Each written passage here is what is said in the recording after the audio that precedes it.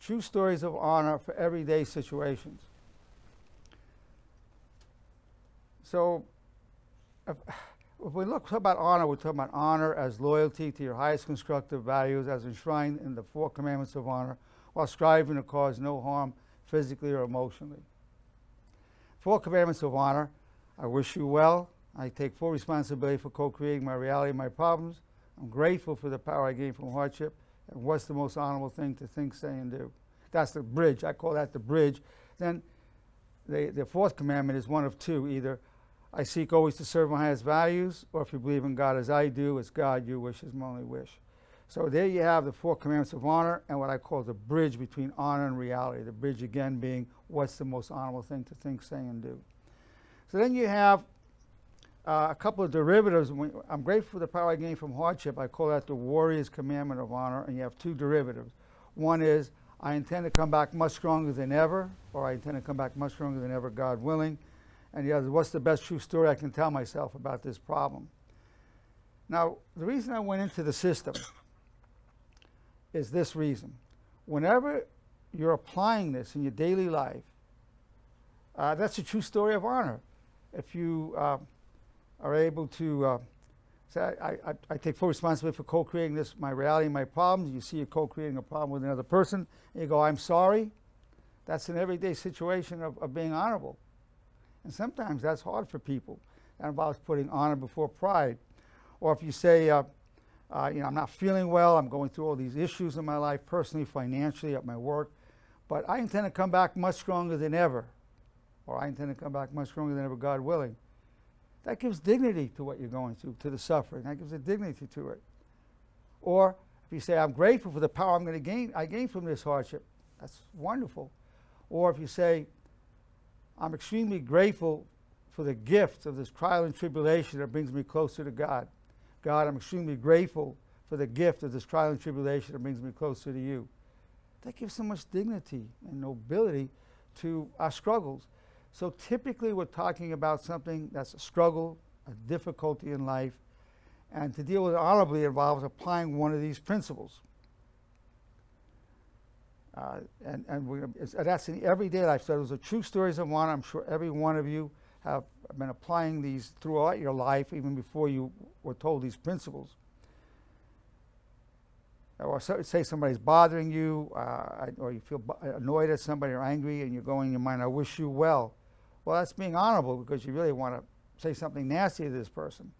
Or even if somebody you like and just wishing them well, that's still honorable, but you're not overcoming some kind of a difficulty. So if you're particularly overcoming something difficult, like resentment, and you're going, I wish you well, you're having that thought instead of yelling, that's honorable.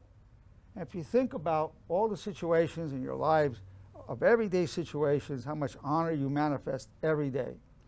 Now, certainly there are larger stories that go on of true honor, true stories of honor. Today we have the good fortune of having Cindy with us. She's from Taiwan, very lovely young lady, very intelligent, very deep, very transparent, very open, very insightful. And as you can tell, I kind of like this young lady. Because she brings a lot with her. She's going to add a lot to the world. She's going to add a lot to the honor movement. Cindy, welcome. It's good to have you here today. I know you've been thinking about what we'll be talking about today. So just tell us what your story is and how you apply honor in your life. Yeah, so my name is Cindy, and hi everyone. And just really happy to be here to share my story, to add any value to anyone's lives.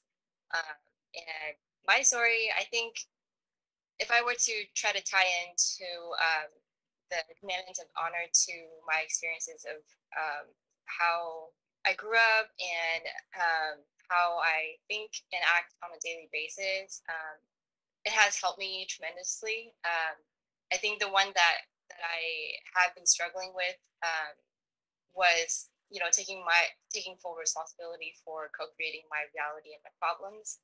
I think that applies to like every aspect of your everyday life, and trauma from physical abuse, emotional, mental, sexual, and every abuse that you can think of. And Was this I mostly was from your raised. father or relatives or whom? It was from multiple families because I was raised by multiple families. I had So it was I have emotional, five aunts. physical, and sexual abuse. Yes, Okay.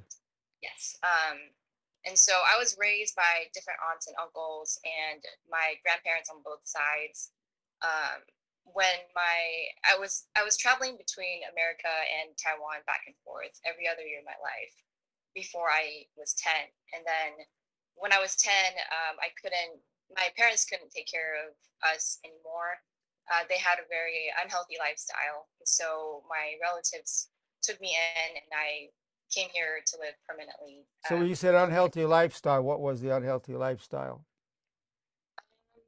well, I would say, there was a lot of violence at home, a lot of abuse, a lot of addiction to gambling, to alcohol, a lot of financial, marital issues between my parents, um, a lot of physical violence between everybody. So um, my, I was I was fortunate because I had aunts that really took care of me. So I came here and I lived in Orange County after that. And so I was raised in Irvine all my life. Um, and of course, coming here, it's a very wealthy community. And so a lot of people grew up here are very different than where I came in my background. We grew up very poor, and my parents didn't know anything about finance. It was mostly just about play and uh, you know instant gratification most of the time. So um, throughout my childhood, I didn't know much, but then when I hit adolescence, I started to really rebel, and I was very emotionally, I was very numb, and a lot of substance abuse. And when I before I hit 20, I wanted to, or my dad finally came to the U.S. to live, or for me to move in with him, and I had to adjust to that. But there was continued to be a lot of abuse. So at 17, I wanted to make, be independent, make money, and move out. And so I started working at 17 to save up enough to move out. Eventually, went to college and had to learn how to survive, but How far did also you go in college? I finished college. So you have your BA? Yeah, my BA, but it took me a long time. What I was where did doing. you go for your schooling? I went to UCSD. UCSD. Well, that's a top-notch school. Yeah. So one thing I'm going to interrupt you at some point. So right here we're looking at you were beaten, verbally, mentally, sexually abused, shuffled around, come to a foreign country. And I see these stories a lot. I see people from our brothers and sisters from Mexico, but this is worldwide. These problems. It's not just America or just Mexico. It's Taiwan. And so you came here to this country with just an awful background, and you graduated college. It took a while, but still you did that. So let me ask you this question. Well, a couple of things I want to say. I think we could see your dysfunctional background, and that's important as a stage for what we're going to talk about. But Cindy, I'm serious. I find you so lovely, and look what you achieved, given extremely dysfunctional background. And what kind of work what kind of, you're doing? Right now or before? Well, just lately, in the last 6 months or so, yeah. Uh, in the past 4 years, I was working in the field of human resources. I kind of just got into it because I had to make a living, Okay, so but you got a job in human resources. What kind of money are you making? I was making 80 grand a year. 80,000. So here you came from another country, abused mentally, physically, sexually, multiple times by multiple people, relatives, poor, a foreign country. You come to this country, you get a degree at one of the top universities in the world, UCSD, very well known, very respected university. And you got a good job at human resources. I'm not saying it's your ideal job, but you got a good job being a responsible citizen, making $80,000 a year. what that says is the triumph of the human spirit. Let's just look at that right there. Now, on top of that, you're so authentic. Look at the way you've even talked about your life. I mean, you know, you're giving me permission to use this video however I want. Is that correct? Yes. And I give you permission to use it however you want. So people are going to see this, and you're saying, people see your face and say, she was sexually abused, she was physically abused, she was mentally abused. And you have the courage to step up. You're saying, this is who I am, this is my background, because this shows the power of the human spirit, what you've achieved. In a way, we're saying this is a message of hope to everybody. If we can say somebody who's been through this became you. Now, outwardly, it looks very good, you know, human resources, a degree of UCSD, but you're also a very articulate person and very sincere. You know, you're a very genuine person. That's huge in itself. And then you responded to the whole way of honor. These resonated with you. Thank you. Just that you're walking the path of honor.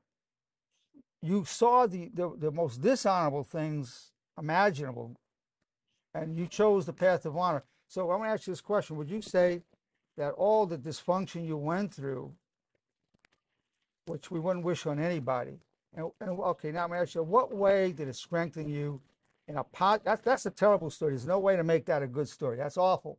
But I'm going to ask you, what's the best true story that we can say about the horrible background you've had? What's the best true story we can tell about that? You know, I've always tried to, when I was young, the story I told myself was a bad story, you know, internally. But recently, because I've been trying to prepare myself, I try to look at the good things in the story that I tell myself. And I think, you know, I was fortunate enough to have so many relatives that took care of me rather than just living on the streets. And also being able to see so many different families and experience the culture and the family structures of different families, I was able to learn the good and bad from each family, what not to do, what to do, and how to raise kids. Well, let me ask you this question. Let's look at first the bad story, the bad true story you would tell yourself. What was your bad story about your life? The bad stories, I mean, I would just focus on the negatives of how I would pity myself a lot. You know, I would say like, wow, like everyone has it so much better and I have nothing. Everything about my life is just terrible. Everything about my life is terrible. Everybody had it better. And self-pity. Okay, good. What else would you say to yourself? Um, I would have a lot of resentment towards, you know, not only the people that have hurt me in my family, but even from the new relationships that I made throughout life. I would be very sensitive and very resentful. And that was. You'd be resentful about new people that you're meeting that didn't do anything to you? Yeah, I would, because I was hurt in my family, so I was very in tune and sensitive to similar hurt that I would face in my life. So did it make you very mistrustful of people or not?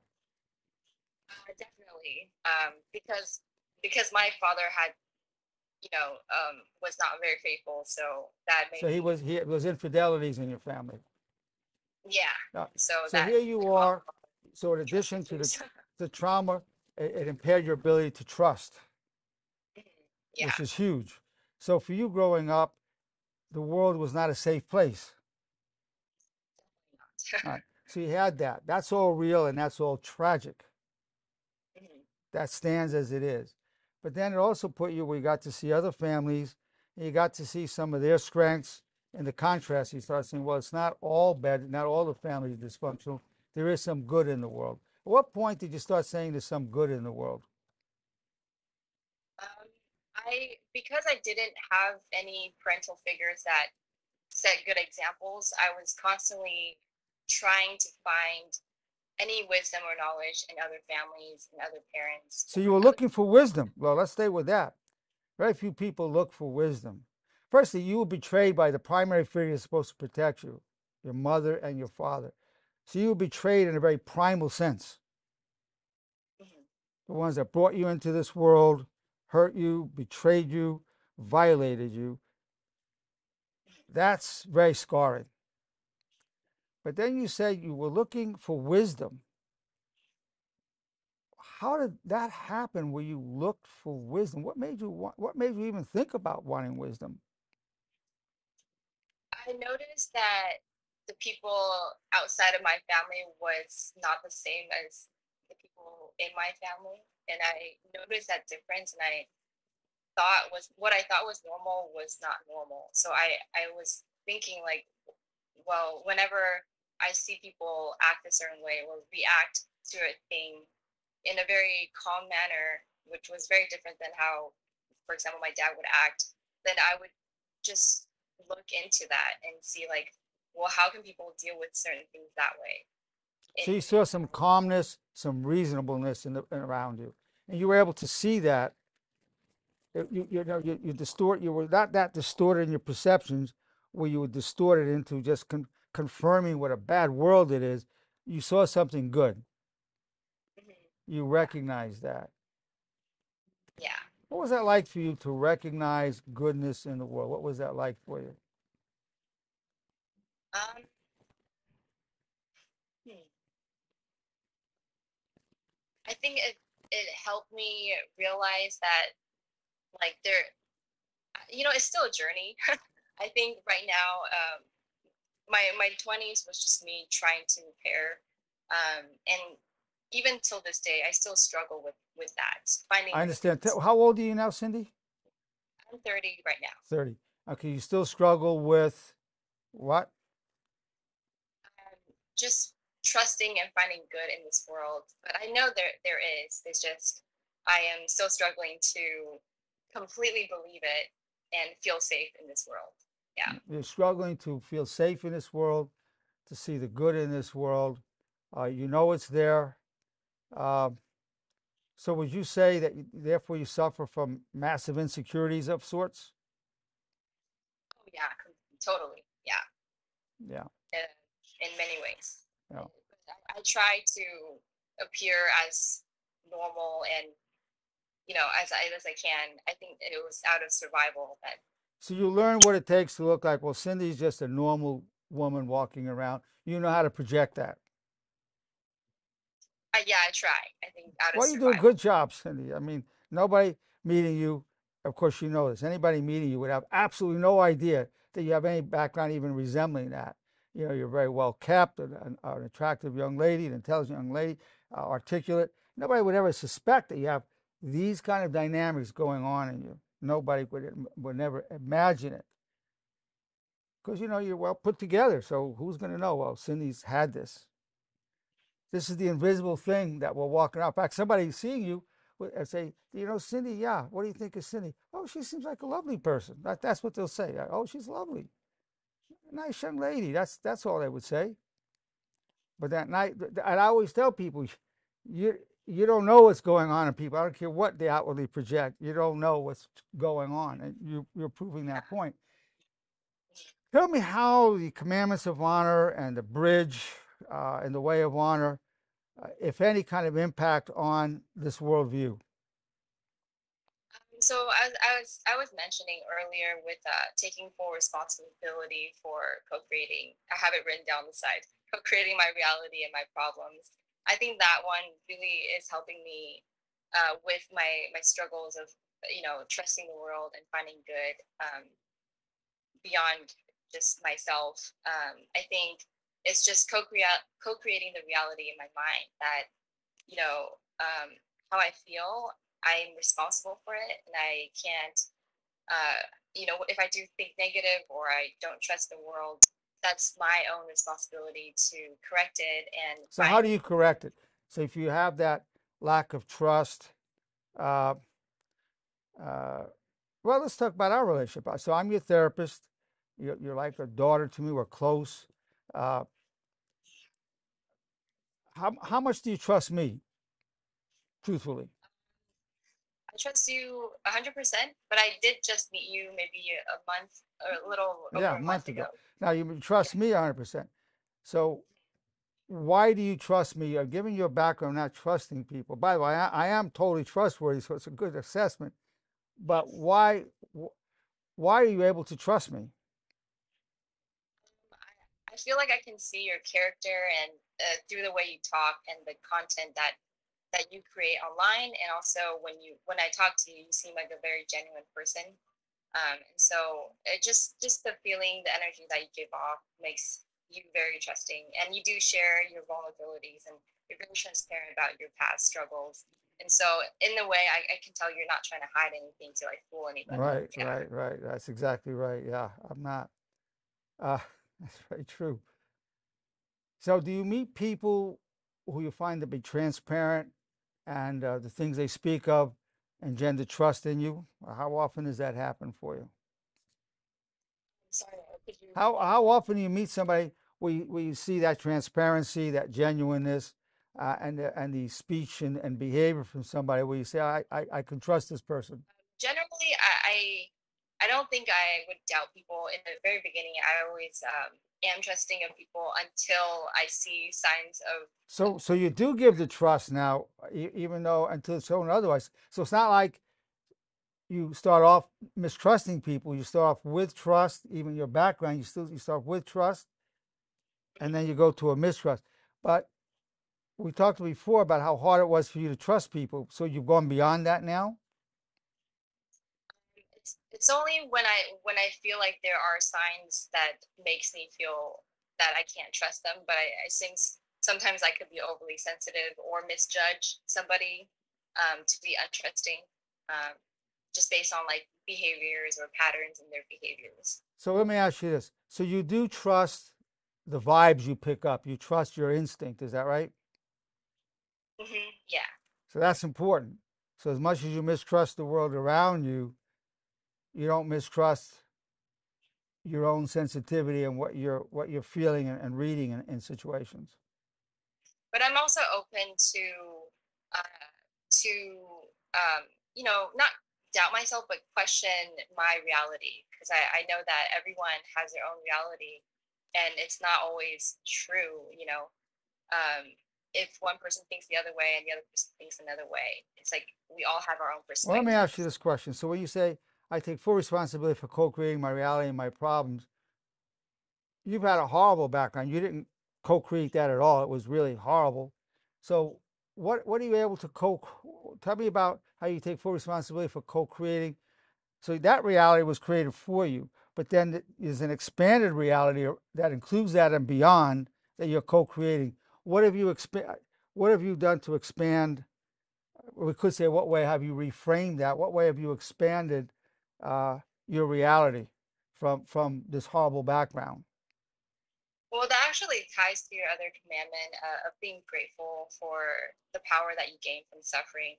I think a lot of times, like for example, I would complain to some friends. They're like, "Well, look at it this way. Like, because you suffered, you were able to gain this and that." For example, like having to survive, you gain that skill to survive financially, to provide for yourself. And if I never had to go through that struggle, I never would have had to seek how to make finances. That as an Well, example. that Yeah. example. Now, what I always tell people, without suffering, you cannot achieve wisdom. Without suffering, you cannot achieve compassion. So, what I want to ask you, the suffering you've been through, which is far beyond what the average person goes through, far, far beyond that. In what way has it increased your wisdom and compassion? Compassion. Well, I think I spent most of the past 15 years trying to forgive my dad for everything he's done. So having compassion in that area is definitely really difficult. Um, I've always strived to be the best person that I can, but when it comes to my own family, that's where it's hard to apply that, and so that's where like I had come to Okay. like a stumbling block. Well, But having compassion is like a daily progress for me, for my dad, and understand why he does the things he does, and the way he acts comes from a place of hurt or some sort. that's another one of the laws of honor. So basically, one of the concepts in the whole way of honor is Uh, Beneath all anger and destructive behaviors is vulnerability. A person feels inferior, jealous, overwhelmed, neglected, abandoned, humiliated, hurt. So you're looking to respond to his vulnerability because you want to go beyond reacting to that negativity that he poured upon you. You're looking to, well, if I understand him and his suffering, I can respond maybe there as well. Let me ask you this: are you able to wish your father well? Yes, I Well, can wish well. that's huge. So that's a huge one right there. I wish you well. Now it doesn't totally erase all the resentment, or does it? Does it erase it, or it just balances it? Um, I realize the more I practice just wishing people well, but also creating a healthy boundary, the more I'm able to not resent them as much as I used to. Now, what I tell people is you can either wish the person well, but sometimes it's been so horrendous they can't, so they can say, "I want to wish him well. I want to wish you well." So for you, you're beyond "I want to wish you well." You're actually going, "I wish you well." You're having that thought towards him. Yeah, it wasn't always like that though. No, but okay, but you're there now. How long have you been able to wish him well? It's been on and off for 5 years that I tried to wish him well, but before that, I was like, I wish he would not be here. Well, yeah, As bad I as think it may I think sound. when people are abused that way, people might have a thought of just wishing a person weren't alive or whatever, wishing some Yeah. horrible thing. Yeah, that's a normal kind of thought for somebody to have. Uh, so you're wishing your father well. You've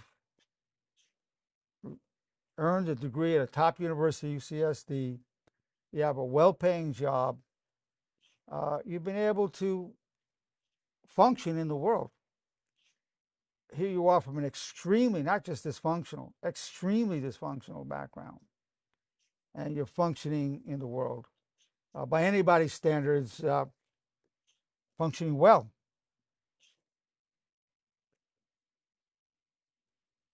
Now, in what ways, I'm defining wisdom as integrating your gains and your losses, your joys and your sorrows into a constructive perspective. The way of honor, that's how I define it. Integrating your joys and your sorrows, your gains and your losses into a constructive perspective as wisdom. So talk about all the, not just from your father, but all the circumstances you went through, the molestations, the being violated in so many ways. In what ways have you achieved wisdom in the way that I just described?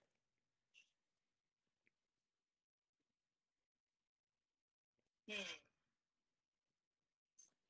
You know, I would have to say I still haven't fully learned who I am and how I am. And so I'm always surprised when I have conversations with you and you tell me like, oh, you have so much wisdom, and I'm like, oh, do I? I don't know compared to other people and what goes on in Yeah, other people's yeah. lives. And so I would like to say that in some ways I'm very self-reflective, and I think that's a type of wisdom. I try to be aware of my feelings, um, try to be responsible for how I act towards other people, um, and not hurt other people like the way that I was hurt, um, and just be fully aware. And Has anybody ever talked to you about the traumas they've been through in their youth, and you've been able to understand them and in some sense help them? Has that ever happened or not? yeah, it happens quite commonly. It happens commonly. People tell you about their trauma. I mean, I see a lot of my female patients have been traumatized, molested, raped repeatedly, molested by family members or close family, friends of the family, uh, abused, even tortured, uh, and became very honorable citizens, good mothers, good wives, good professionals, rose up. It's such a story of the human spirit. So tell me about how you've had compassion because of what you've been through, how that's enabled you to really be there for other people. Oh yeah, totally. I think one of the things is having compassion for people is probably one of the things that I feel deeply the most. Just because when someone else is going through something or is hurting, I deeply feel their pain and their struggles. I can really relate with how they feel. Um, in a See, way, that's it's rare right there that you can deeply feel it. See, what I feel with you is you give anybody around you permission to be themselves. A person with you could be who they are. They don't have to pretend with you. You give that vibe right out. You give people that permission to be themselves, and whatever dysfunction, they don't have to hide from you. Is that correct? yeah. I've been told that actually. Well, now you It's told it really again. yeah Okay. Yeah, yeah. people don't have to hide from you. So you're able to embrace that suffering. You're able to embrace them as they are and feel some compassion, maybe even love for them and what they're going through. Tell me about that. Actually, one of my friends recently told me that we were playing a game that, you try to get to know each other with these cards, and he said the impression that he has of me is that he can just be himself, and that was a really good compliment. And I just want, I think the reason why is because I always strive to find the truth behind everything, and See, um, okay, and let's stay right with that mhm, because that's one of the keys to being on the path of honor. You are a truth seeker. mhm. That's huge. You're a seeker of truth, a true seeker. That's a gift from God. I mean, not everybody has that. A lot of people don't want to know the truth. They really want to just confirm whatever they already think or whatever they already feel. But for some reason, and maybe we can discern this a bit, you really want to know the truth. You seek the truth. Were you just born that way? I think so because I thought everyone felt the same way until I, went out there, met some people, and I realized that a lot of people get offended by the truth. So No, the truth is sometimes, very highly overrated. I mean, look at the racism goes on where one race thinks they're superior to another race. I mean, they're not looking for the truth. They'll look for, well, look, person from this race just went out and did this bad thing, this bad thing. It just confirms what they want to already believe. mhm. Not interested in the truth. And that goes on all the way. See, this person from this country, look what they did. That they confirmed. This confirms the belief. They're not looking for the truth. They're looking to confirm their beliefs. Absolutely, Somebody yeah. that's been hurt a lot, they'll become very jaded, very bitter. And what do? They don't look for the truth very often. They look to confirm what a bad world it is, what a dangerous world it is. And they just collect it from the news. Something happens, even in a fictional movie. Ah, this confirms. Look at that. You can't trust anyone. I mean, when people they make a decision they just want to confirm the mistrust and what a terrible world it is. It's not seeking truth. Sure, there are terrible things. We're not minimizing that, but there's so many wonderful things going on a day-to-day basis. What are you? So you've been open to the truth. Wow, that's so you were born that way, or is it a gift from God, or how did you have that? Well, I mean, I'm not perfect. I do struggle with that, validating the, the way I feel about the world in a negative way. I still struggle with that, so I'm not definitely not perfect. But I try to uh, see perspectives from all angles, from all people, Wow. and I don't always think I'm right, and that my reality is the correct reality. And so So I that's always humility. I would call that humility. I always think that my reality is the right. I'm willing to look at other perspectives. That's true humility. I think Wow. it's also curiosity for me to Okay. discover different things. So Yeah. you're curious, Hmm. and that takes you far. The curiosity. In fact, you mentioned that to me before. Your curiosity takes you beyond where you're willing to. Your curiosity could look at courage. You're willing to venture into things out of curiosity. Hmm. Yeah. Wow. I'm naturally a very introverted, very shy actually. But I think the only thing that is able to get me out of my comfort zone is just how curious I am to like talk to people to find out what they're about. Yeah. Let's look at it this way. So you're very introverted here. You are opening up about to the world, whoever's going to see this the next 100 years, 1,000 years, how long this digital information survives. So let me Yeah. ask you this question. I mean, you didn't have to come on today to be doing this. I mean, we talked and I was very enthused about the person that I see, your attributes. I invited you, as mentioned, if you ever wanted to talk about these things, you can come on. I do this every Tuesday. Tell me why you accepted, why you're here today, why you gave us the privilege of knowing you and seeing your struggles and seeing your victories. Tell us why you've consented to be doing this. Yeah, like I said in the beginning of the video, I just want to I I feel that one of the biggest meaningful things in life is to add value to the world and to other people. And for the longest time, I didn't didn't value that until I realized like the purpose of that was so fulfilling and so satisfying. And so being here, even though it's hard to just like share so much about who I am and talk about my feelings, my life in a way, if I just focus on how it could help people, then it just takes away like that anxiety and So you that want to worry. add value.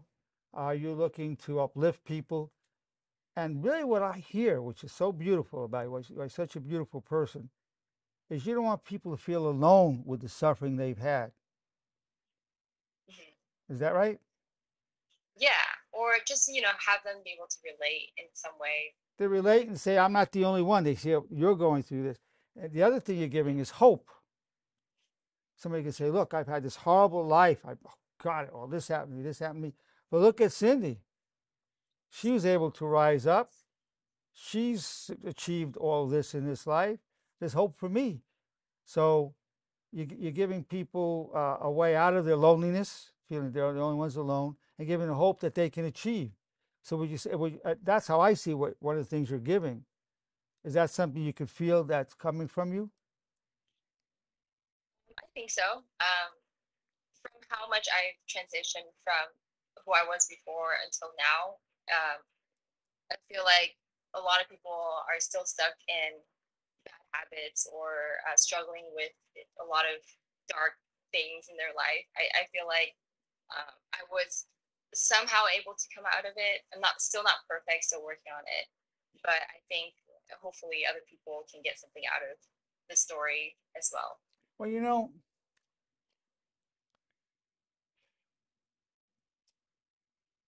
I think that your destiny is so powerful, your calling is so powerful in proportion to how traumatized you were. I believe the intensity of your trauma, the intensity of how violated you were, gives you the potential to rise up to an incredible, constructive, positive way. I hope so. Most people could not rise as far as you can rise because no people were not pulled down that far into the abyss, into the caves, into the darkness that you've been.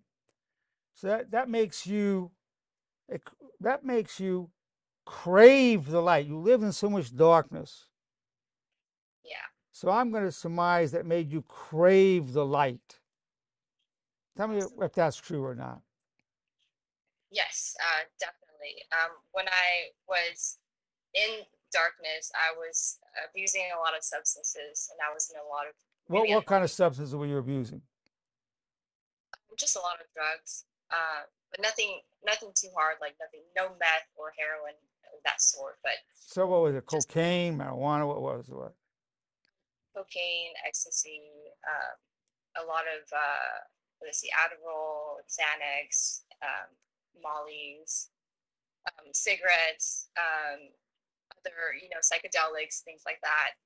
Okay, The point was to just take enough of a mixture of anything just to feel numb and not to numb yourself. be in this moment as Okay, much as I. so let's stay with that concept again. You were in so much darkness that it made you crave the light. There's an old Persian proverb: make no search for water, but find thirst, and water from the very ground will burst. So you had this craving for something good, for something filled with light. And that from that craving has come this, has come you blossoming, and then even the way of honor coming to you, that knowledge is coming to you, situations are coming to you, light is coming to you. So tell me what that light feels like as it comes in, whether it's through honor, through certain relationships, through our relationship, through other relationships that are constructive. How does that light feel coming in?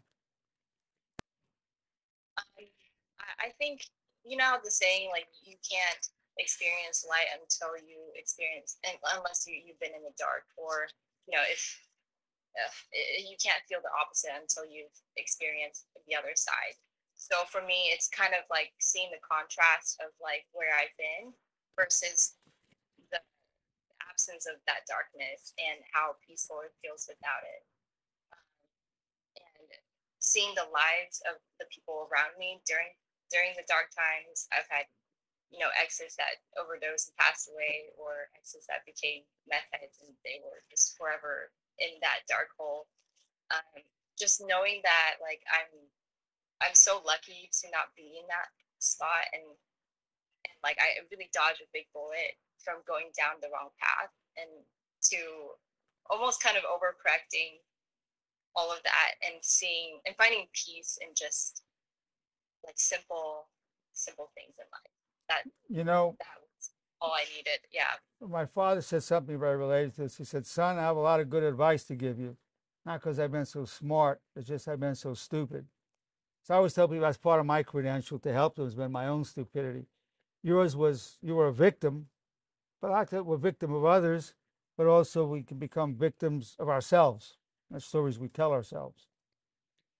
We could take people have done things to us, and then somebody stabs us. That's bad enough. Most people then do this with the knife rather than just let it fall out or pull it out. They go like that, make it worse. They go like Yeah. that. So people destroy us, but then we take that as ammunition to just annihilate ourselves. The way of honor is the way out of that. And one way of talking about the way of honor is to say it's a path beyond self-destructive behaviors. I never said that before. It's a path beyond self-destructive behaviors, Yeah. beyond self-destructive words, beyond destructive words, beyond destructive thoughts. They're popping in our mind, but we then balance it with positive, constructive, honorable thoughts. And that's the direction your life is. What an amazing, amazing life. You're 30 years old, and you're like a giant. I know you don't feel that way. Listen, I know I'm saying things to you. I'd expect you to feel it when I'm saying it. But in my eyes, you're an emotional, intellectual, spiritual giant. Because when you evaluate somebody's life, you can't just say, well, look at this person. You got to look at where they came from. Nobody knows. You could see a drunk laying in the street in his own urine and vomit. You could say, oh, how disgusting. But he may be the greatest man in the world. He may be keeping himself drunk because he was so tortured as a child. He just wants to murder people, and he stays drunk just to keep himself from killing anybody. Just for example, hypothetically. So no one could judge uh, what's happening. He's a giant. As I see your background, where you're at, you're an absolute giant. Now, I'm positive you don't see yourself as a giant. I'm positive you're not going to feel like a giant in the near future. But I'm going to ask you this question. Given that I know you cannot see yourself as a spiritual, emotional giant, but I'm saying that, and I know you believe me. I know you don't feel I'm just lying or making this up. How do you integrate that I see you that way and you can't get a glimpse of it? And I haven't even asked you to get a glimpse of it because I don't think most people can. I don't think you can. How do you integrate what I see about you and what your reality that you feel? It's definitely a learning process and progress in the recent years of having relationships around me reflect who I am. I feel like a lot of people are blinded to their self, and I think that's the importance of having people around you to tell you things about you that you probably can't see yourself. I could tell this to you all day. I could say this to you all day long. I question whether you or anybody could really see their greatness. I think we see it in others. I don't even know if any of us can see it in ourselves. I'm saying about you right now. I don't know if any of us could see our own greatness. It's hard. I don't know if it's even possible. Yeah. I'm not talking about an ego. A lot of people ego say, "Oh, I'm somebody. I've done this. I've got that, and aren't I somebody?" And there's music around that. You start dancing with ego. You start strutting around. Oh, look at me. I'm all that. I'm not talking about that. That's just kind of something, outwardly.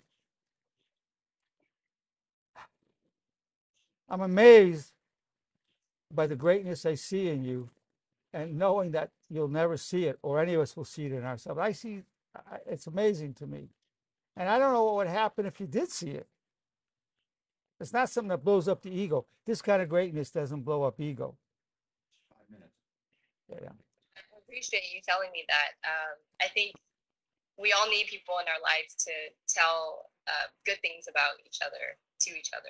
Yeah. Well, let me open it up. Jay, are you there? Let me get if there's anything you want to ask Cindy or any comments you want to make. Yes, yes. First off, I'd like to say we just met Cindy, but as a father and a grandfather, I want to tell you how proud I am of you and what you've accomplished. To go through the trials and tribulations that you went through and become the young lady that you are right now is really impressive, because I can just tell by listening and talking to you that your life is in a good place, and you're working. I call this the system, the honor therapy system, and you're the epitome of someone that is showing that they're grateful for the power you gain from your hardships, because that's what you've done. And it hurt my heart and tugged at my heart, your story, but I tell you, it's really impressive what you've done. Thank you so much. It was yeah, I'm at loss for words. Yeah, you don't have to say anything. I could. It's probably a little embarrassing, but it's good to be hearing it. Thanks for that, Jay. I agree with everything you said. Anybody else want to say? I'm not sure who else was here. Diana, I saw your name showing up. Is there anything you want to say or ask? Yes, sorry, was I just want to say definitely thank you for sharing your story. I think uh, we all feel just like what Jay said. Every single word. I can confirm that. You should be definitely proud of yourself. I mean, you are. You have to be. Because you seem like a superstar. So thank you for sharing. Um, Thank you. Thanks, Diana. Yeah, so Cindy, thank you very much for your story. You're an inspiration for a lot of people. We all go through our struggles, and I went through my own struggles, and I had to find my way, and using the commandments of honor have helped me. And I just see them in a different context with you, and it's just enlightening. So keep doing what you're doing. You have accomplished so much, and you're still. I'm sorry about my dog. You're still. Let me close the door. You're still working on yourself, and you still have a lot to go. You're very young, and definitely you are a walking inspiration to everyone who was in this chat. Thank you very much. I really appreciate that. Appreciate it. Thanks, Manuel. Lydia, you're there. You are speaking on the phone with you. I will pick you up on here. Yeah. Is there anything you want to ask or say? Thank you, Cindy, for your courage and sharing your story. And I also want to say thank you for your resilience. And, yeah, I just really appreciate everything. Thanks, Lydia. Well, Cindy, I say how lovely you are, what a sweetheart you are, what a great human being you are. Thank you for sharing this with us. Okay, I will say goodnight to everybody for now, and then we'll text later, we'll communicate later.